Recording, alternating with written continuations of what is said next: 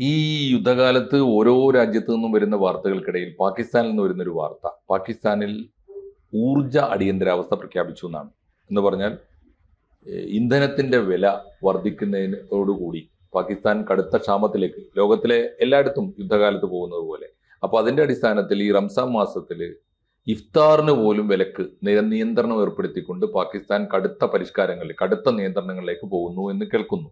എന്തൊക്കെയാണ് ഇതിന്റെ വിശദാംശങ്ങൾ? അതായത് ഷഹബാസ് ഷെറീഫ് ശരി, പ്രഖ്യാപിച്ചു. കഴിഞ്ഞ ദിവസം ടെലിവിഷനിൽ അഭിസംബോധന ചെയ്തു രാഷ്ട്രത്തെ. അപ്പോൾ പറഞ്ഞ കാര്യങ്ങളാണ്. വലിയ ലാളിത്യത്തിലേക്ക് പോകണം ഇനി രാജ്യം എന്ന് പറഞ്ഞിട്ട് 4 ദിവസമാക്കി പ്രവൃത്തി ദിനങ്ങൾ. അപ്പോൾ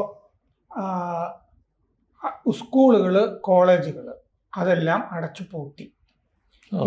ഇനി ഓൺലൈൻ ക്ലാസ്സുകൾ മതി എന്ന് തീരുമാനിച്ചു. അപ്പോൾ ഇങ്ങനെയാണ് അവിടെ ഊർജ അടിയന്തരാവസ്ഥ പ്രഖ്യാപിച്ചിരിക്കുന്നത്. അവിടെ ലിറ്ററിന് 55 രൂപ കൂടി, 1 ലിറ്ററിന്. എന്നിട്ട് 1 ലിറ്ററിന് പാകിസ്ഥാൻ രൂപ 321 രൂപ 17 പൈസ, 321 രൂപ ആയി പെട്രോളിന്, 1 ലിറ്റർ പെട്രോളിന്. അപ്പോൾ ഇത് പെട്രോൾ വാങ്ങിക്കാനായിട്ട് ഡോളറിൽ കൊടുക്കണമല്ലോ പൈസ. അത് അവിടെ വിദേശ നാണ്യ കരുതൽ ശേഖരം കാര്യമായിട്ടില്ല, പാപ്പരായ രാജ്യമല്ലേ. അപ്പോൾ ഭയങ്കരമായ ഫോറക്സ് പ്രഷർ, വിദേശ നാണ്യ സമ്മർദ്ദം പാകിസ്ഥാന്റെ മുകളിൽ വന്നിരിക്കുന്നു. അപ്പോൾ അവരുടെ ഈ എണ്ണ ഇറക്കുമതി ബില്ല് $600 മില്യൺ ആകും. ഇത് താങ്ങാൻ പറ്റില്ല എന്നുള്ളത് കൊണ്ടാണ് ഊർജ അടിയന്തരാവസ്ഥ പ്രഖ്യാപിച്ചിരിക്കുന്നത്. അതുകൊണ്ട് ഇന്ധന ഉപഭോഗം 30% കുറയ്ക്കണം എന്ന് തീരുമാനിച്ചു. അപ്പോൾ അതുകൊണ്ട് കഴിയുന്നത്ര ജീവനക്കാർ വർക്ക് ഫ്രം ഹോം, വീട്ടിലിരുന്ന് ജോലി ചെയ്താൽ മതി. അപ്പോൾ ഇന്ധനം കുറയ്ക്കാനായിട്ട് കഴിയും. മാർച്ച് 16 മുതൽ 2 ആഴ്ചത്തേക്ക് സ്കൂളുകളും കോളേജുകളും അടച്ചു പൂട്ടി. എന്നിട്ട് ഓൺലൈനിൽ ക്ലാസ് നടത്തിയാൽ മതി എന്ന് തീരുമാനിച്ചു. അതുപോലെ ഇന്ധന അലവൻസ് 50% കട്ട് ചെയ്തു. മറ്റേ സർക്കാർ ജീവനക്കാർക്കൊക്കെ കൊടുക്കുമല്ലോ പെട്രോൾ അലവൻസ് എന്ന് പറയുന്നത്, അത് 50% ഗവൺമെന്റ് വകുപ്പുകൾക്കുള്ളത് കട്ട് ചെയ്തു. 2 മാസത്തേക്ക് വാഹനങ്ങൾ, സർക്കാർ വാഹനങ്ങൾ ഉപയോഗിക്കേണ്ടതില്ല എന്ന് തീരുമാനിച്ചു. 2 മാസം ഇനി മന്ത്രിമാർക്ക് ശമ്പളം കൊടുക്കണ്ട. 2 മാസം മന്ത്രിമാർക്ക് ശമ്പളം ഉണ്ടാവില്ല. MP-മാരുടെ ശമ്പളം 25% കട്ട് ചെയ്തു. MP-മാരുടെ ഉദ്യോഗസ്ഥര് 2 ദിവസത്തെ അവരുടെ ശമ്പളം ഇതിനു വേണ്ടി സർക്കാരിന്റെ ഊർജ ഫണ്ടിലേക്ക് സംഭാവന ചെയ്തു. 2 ദിവസത്തെ ശമ്പളം. പുതിയ വണ്ടികൾ സർക്കാർ വകുപ്പുകളിൽ വാങ്ങില്ല, സർക്കാർ വാങ്ങില്ല. ഫർണിച്ചറുകൾ പുതിയതായിട്ട് വാങ്ങുകയില്ല. എയർ കണ്ടീഷണറുകൾ പുതിയതായിട്ട് വാങ്ങുകയില്ല. സർക്കാർ വിരുന്നുകൾ വേണ്ട, ഇഫ്താറും വേണ്ട എന്ന് തീരുമാനിച്ചു. അപ്പോൾ പ്രതിമാസം എണ്ണ ബില്ലാണ് ഈ $600 മില്യൺ ആകും ഈ എണ്ണ വില കൂടുമ്പോൾ എന്ന് കണ്ടത്. അപ്പോൾ ആകെ പാകിസ്ഥാന്റെ കയ്യിലുള്ളത് 28 ദിവസത്തേക്കുള്ള പെട്രോളും ഗ്യാസുമാണ് കയ്യിലുള്ളത്. അത് കഴിഞ്ഞാൽ അവരുടെ കയ്യിൽ അത് ഉണ്ടാവില്ല. അപ്പോൾ ഈ 28 ദിവസത്തേക്ക് റിസർവ് ഉള്ളൂ എന്ന് പെട്രോളിയം മന്ത്രി അലി പർവേസ് മാലിക് പ്രഖ്യാപിച്ചിട്ടുണ്ട്. നമ്മുടെ നാട്ടിലും ഈ LPG ക്ഷാമമൊക്കെ കാര്യമായി ബാധിച്ചു തുടങ്ങിയിട്ടുണ്ടല്ലോ. അപ്പോൾ പല രാജ്യങ്ങളും ഈ യുദ്ധം നീണ്ടാൽ സ്വീകരിക്കേണ്ട ഒരു അടിയന്തരാവസ്ഥ പാകിസ്ഥാൻ പോലൊരു ദരിദ്ര രാജ്യം ആദ്യമേ സ്വീകരിച്ചു എന്ന് കാണുന്നതായിരിക്കും ശരി. തീർച്ചയായിട്ടും അതൊരു മാത്രമല്ല, നമുക്ക് ആർക്കും ഏത് സമയത്ത് വരാൻ പോകുന്ന ഒരു നിയന്ത്രണത്തിന്റെ സൂചനയാണത്. അങ്ങനെയാണെങ്കിൽ മറ്റു രാജ്യങ്ങൾക്ക്, ഇപ്പൊ നമ്മളെപ്പോലുള്ള രാജ്യങ്ങൾക്കും ഇത് എത്രത്തോളം വേണ്ടി വരും എന്ന് ആലോചിച്ചു തുടങ്ങേണ്ടിയിരിക്കുന്നു അർത്ഥം. യുദ്ധം തീരുമെന്നൊക്കെ നമ്മൾ പ്രതീക്ഷിക്കുമ്പോഴും എന്ന് തീരുമെന്നൊരു ഉറപ്പും നമുക്ക് ആർക്കും ഇല്ലല്ലോ. ഇങ്ങനെ വരുമ്പോൾ മാത്രമല്ല, ഇതിൽ ഈ പറഞ്ഞ നിയന്ത്രണങ്ങളൊക്കെ അല്ലേ സാറേ, ഒരു ചെറിയ വിലക്കയറ്റം വരുമ്പോൾ പോലും പല രാജ്യത്തും നടപ്പാക്കാവുന്നതല്ലേ. നമ്മുടെ അനാവശ്യ വിരുന്ന് ചെലവുകൾ, ഇപ്പൊ സർക്കാരിന്റെ വിരുന്നുകൾ, ഇപ്പൊ ഉദാഹരണത്തിന് പാകിസ്ഥാൻ പോലെ ഒരു രാജ്യത്ത് തീർച്ചയായിട്ടും ഇഫ്താറുകളൊക്കെ ഭീകരമായ ചെലവുകളായിരിക്കുമല്ലോ. അതും സർക്കാരാണ് ചെലവാക്കുക. ഔദ്യോഗിക വിരുന്നുകളൊക്കെ ഇഫ്താർ ആയിരിക്കുമല്ലോ. അപ്പോൾ അത് റംസാൻ മാസം മുഴുവനും ഇത് നടത്താൻ തുടങ്ങിയ എന്തായിരിക്കും സ്ഥിതി? അത് എല്ലായിടത്തും ഇത്തരം വിരുന്നുകൾ, ഔദ്യോഗിക വിരുന്നുകൾ ഒഴിവാക്കിക്കൂടെ? മാത്രമല്ല ആദ്യം നമ്മുടെ നാട്ടിലൊരു ഒരു ഇത് വരുമ്പോൾ, ഒരു വിലക്കയറ്റം വരുമ്പോൾ, അല്ലെങ്കിൽ വലിയൊരു സാമ്പത്തിക പ്രതിസന്ധി വരുമ്പോൾ ആദ്യം വെട്ടിക്കുറക്കേണ്ടത് എവിടെയാണ്?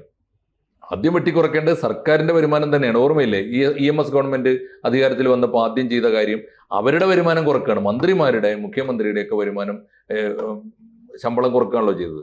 അതിന് അങ്ങനെ മാതൃക മാതൃകയുണ്ടല്ലോ. MP രാജേഷ്, അദ്ദേഹം ഇവിടെ ശമ്പളം മേടിക്കുന്നു, MP എന്നുള്ള പെൻഷനും കിട്ടുന്നു. അപ്പൊ എനിക്ക് 2000 രൂപയാണ് ഇവിടെ മന്ത്രി എന്നുള്ളതിലേക്കുള്ള ശമ്പളം, അത് എന്റെ പെൻഷനിൽ നിന്ന് കുറച്ചോളൂ എന്ന് പറഞ്ഞിട്ട് അദ്ദേഹം ലോക്സഭാ സെക്രട്ടറി ജനറൽ കത്തെഴുതിയല്ലോ. അതെ, അമ്മാതിരി തട്ടിപ്പുകളൊക്കെ നമ്മുടെ രാജ്യത്ത് വ്യാപകമായിട്ട് നടക്കുന്നുണ്ട്. അതൊക്കെയാണ് നമ്മുടെ മാതൃക. പക്ഷെ ആ മാതൃകയാണോ വേണ്ടത്? ഇനി അടുത്തത്, വലിയ ശമ്പളം വാങ്ങുന്നവരുടെ 1% കുറച്ചാൽ പോലും സർക്കാരിന് നല്ല വരുമാനം കിട്ടും.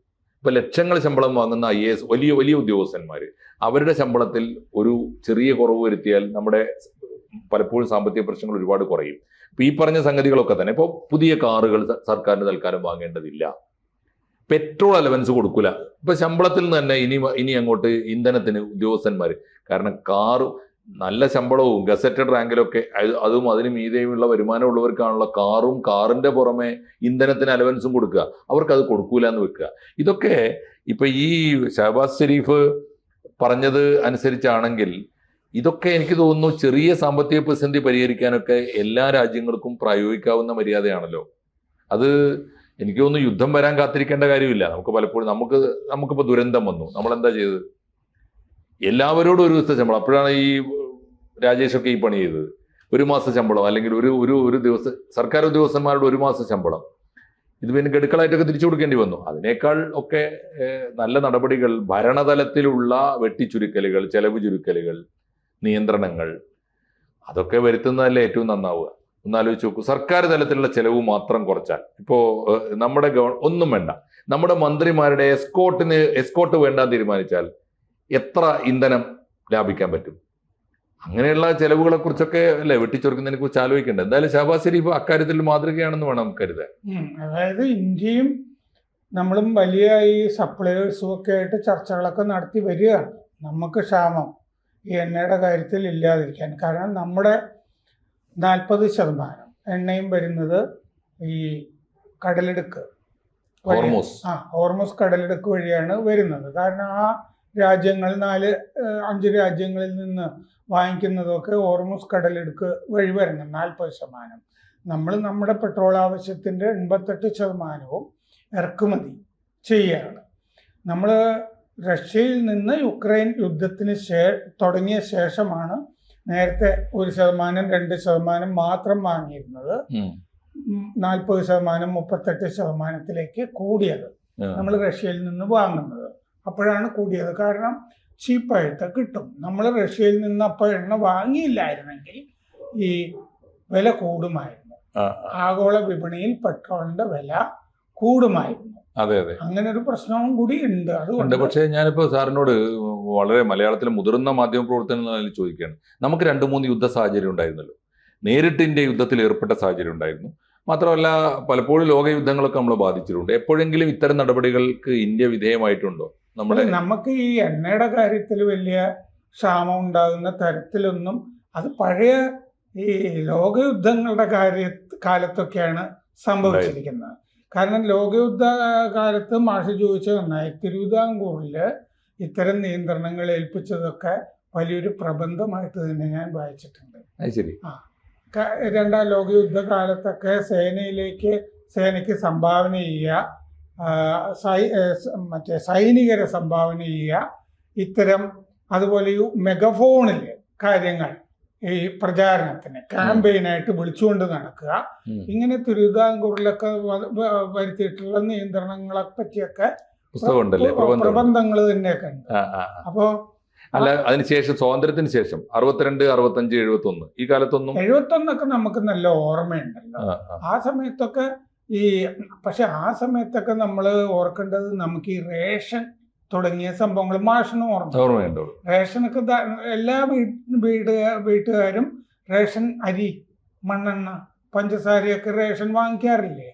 ആ സമയത്ത് റേഷൻ കടയിൽ കണ്ടസാരി, പഞ്ചസാര കണ്ടതൊക്കെ ഞാൻ ഓർക്കുന്നുണ്ട്. ഒരു മഞ്ഞ നിറമുള്ള ഒരു പഞ്ചസാരയൊക്കെ വരുന്നതും ഒക്കെ. ആ സമയത്തൊക്കെ ഇന്നത്തെ പോലെയല്ല, അന്ന് റേഷൻ എന്നുള്ളത് നമുക്ക് വലിയ അത്യാവശ്യമുള്ളതാണ്.